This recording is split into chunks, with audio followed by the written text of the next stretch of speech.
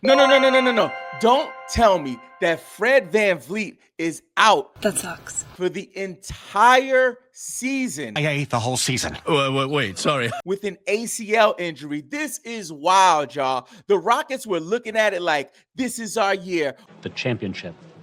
We got a young core. We got a proven leader and MVP in Kevin Durant. And we have a proven champion in Fred VanVleet. And now those dreams have turned into dust. Yes!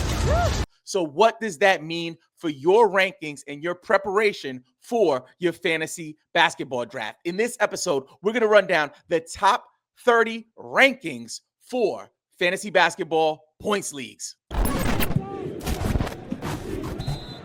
We believe every NBA fan should play fantasy basketball. So this is the guy I believe that the Fred VanVleet injury will impact positively. I think Amin Thompson, what people forget is that he was listed at point guard earlier on in his career. When he played for OTE, Overtime Elite, he had the ball in his hands a lot, right? So he knows how to lead a team. He knows how to lead an offense. I think there could be an opportunity for him to shift between point guard as well as small forward. He'll also play a little too, but he's so versatile that he could definitely take advantage of some of the opportunity that Fred VanVleet is leaving behind with his injury. So watch out for Amin Thompson in mock drafts over the next couple of weeks because I believe his stock is going to rise. Now, Hashtag Basketball has him at 28. I think that's fair right now. But if it goes too high, pay attention because I wouldn't pay top dollar. I'm not paying first round value for Amin Thompson in a points league. I'm not paying early second round value for Amin Thompson in a points league. But back into the second round, early third, I'd be open to it. We are here on Hashtag Basketball. I have already adjusted their settings for Yahoo. By default, it is Yahoo, but there's one crazy thing that you have to pay attention to. On the turnover section here, it's usually 1.5, a negative 1.5, I should say. But in fact, for Yahoo default scoring for points leagues, it's negative 1 for turnover. So we went ahead and made that adjustment. Let's see what Hashtag Basketball has cooked up and see if we agree with it. So this is the projections for 2025-2026. Number 1, we have Nikola Jokic. No complaint there. This guy is going to go off the board at number 1. Some people have some concerns around his playoff schedule. So if you know that you're going to have the first pick or going into your draft, you have a feeling that you might get Nikola Jokic, you might just want to be prepared and pay attention to what's happening with your playoff schedule when it comes to the Denver Nuggets. At number 2, Giannis. Now, Giannis at number 2 is not what I would do, but these top 5 are interchangeable. So for a points league, I'm not mad at it at all. Number 3, Luka Doncic. Makes sense to me. Victor Wembanyama, I am way higher on Victor Wembanyama than most, so I would have him at 2, but having him at 4, there is no shame in that. And number 5, SGA. Many analysts have him lower for points league, so that makes sense for him to be there. For me, I'm fine with taking him at 3, and that's where I actually have him in my rankings. Now, this is where it gets interesting. At number 6, we have Anthony Davis. I get it. It makes sense to me, and I would not be mad at drafting Anthony Davis there. I honestly have had him higher in my rankings. I had him at 6 earlier on in this preseason time, but at the time of recording this, I've switched. I flipped the daggone switch, and at number 7, we have Cade Cunningham. I would take Cade Cunningham at 6 here, and then I would put AD at 7. Now, depending on what happens in the season, AD could get injured. He's been known to get injured. Cade could get injured. We have no idea. But I would say if both players are healthy, AD might have a chance to edge out Cade. The only difference with Cade is that he's a younger guy and he still has tons of upside. The best is yet to come when it comes to Cade Cunningham. So for me, I would take Cade Cunningham at 6. Number 8, let's talk about it. We got LeBron, father of time, James. Listen, this guy is moving up people's draft boards right now, and I get it. He is one of the most healthy players that we've ever seen, durable players, consistent players. It is wild. Let's take a deeper look on LeBron. So for LeBron James over the last few years, as you can see, he kind of is stabilized, right? His average, his points per game average was low last year for his standards at 24.4 points per game. But look at his rebounds, 7.8 rebounds, 8.2 assists. Later on in his career, his assist numbers are climbing. A good case study would be someone like James Harden, right? James Harden has kind of changed his game from the 33 points a game or whatever he was averaging in Houston to now being a facilitator first, right? He's averaging a wild number of assists, and we're seeing the same thing with LeBron in these later years of his career. LeBron James is chasing greatness, right? He's like, I want to break every single record, right? And if in fact he plays another 70 games, I could see him finishing in the top 12. I don't know if I would take him at this point over here at 8, but it's fair. At number 9, we have Paolo Banchero. Not mad at that at all. Some people are lower on Paolo Banchero for points leagues. I think if you want to draft him in the first round, that's fine. Me personally, I have him a little later. I have him in the middle, early second round right now. So I'm not mad at it, but I definitely don't agree with it. Domantas Sabonis at 10, I'm fine with that. Many analysts are a lot lower on Sabonis, so they have him in that second round area. I'm fine with him going in the first. Anthony Edwards, I'm way higher on. He's here at 11. I would have him up in that 8, 9 area, a little higher. Number 12, Jaylen Brown. I don't see it.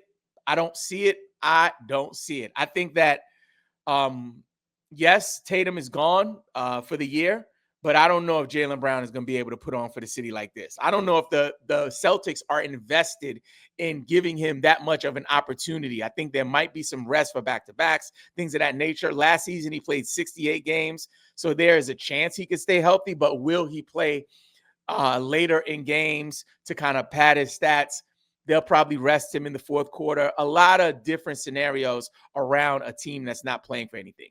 Number 13, very interesting, Trae Young. Now, I recently did an episode covering Josh Lloyd's top 25, and Josh is super high on Trae Young. He has him in his top 10. They have Trae here at 13, which I'm not mad at. I'm a little higher.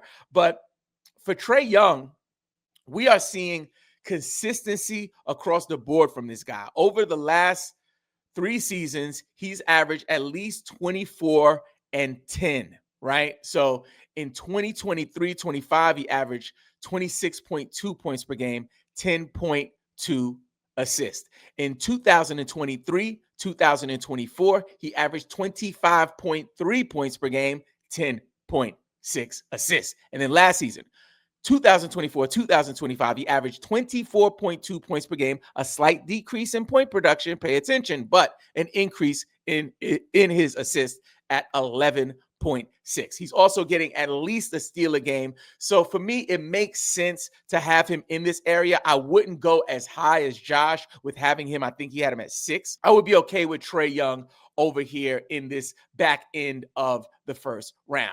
After Trae Young, another player that I'm not as high on, but this is wild. They got LaMelo Ball at 14. The issue that I have with LaMelo Ball is he don't play. He don't play.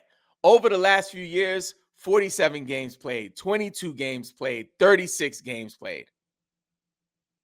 Like, listen, I'm not investing an early second round pick on LaMelo. If LaMelo falls to the back end of the second round, if LaMelo falls to the top of the third round and players like Evan Mobley are gone, Mitchell are gone, maybe I'll consider grabbing him.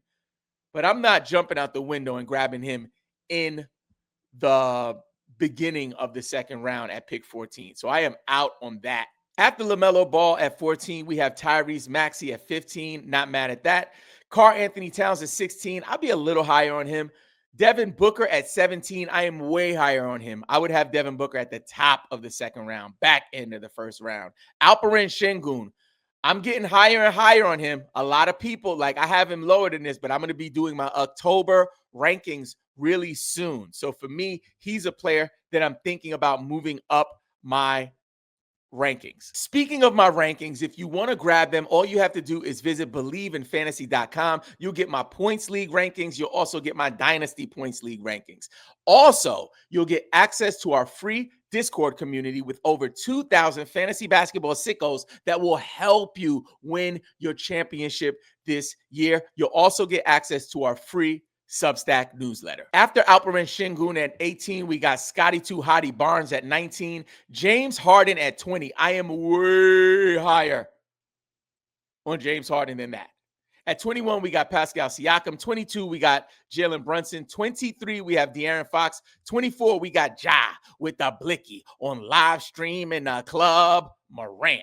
And then we have KD. So let's talk about KD. I know that's what you're here for, so let's talk about it. I don't know if KD's value will increase much because of the Fred VanVleet injury. I think whoever they put in for Fred VanVleet, whether they bring someone in like, I don't know, Russell Westbrook or whoever, whatever free agents are out there, or if Reed Shepherd steps up and becomes a starter, I don't think it's going to affect KD's value. However, it's worth noting that KD is an absolute monster for fantasy basketball. I am way higher on him than 20, where they have him. Is that where they had him?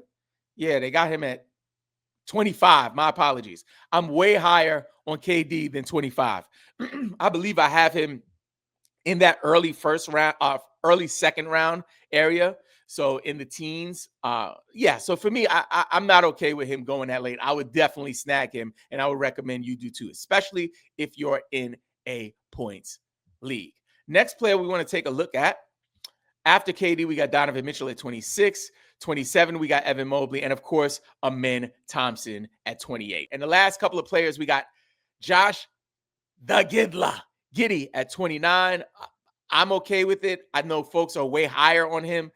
In our episode with Josh, when we did the reaction to Josh's video, Josh had him at 10, which I thought was a little high, but I could be wrong. Steph Curry rounds us out at 30. Now that you know the top 30 rankings, check out this episode so you can see some of our must-draft sleepers.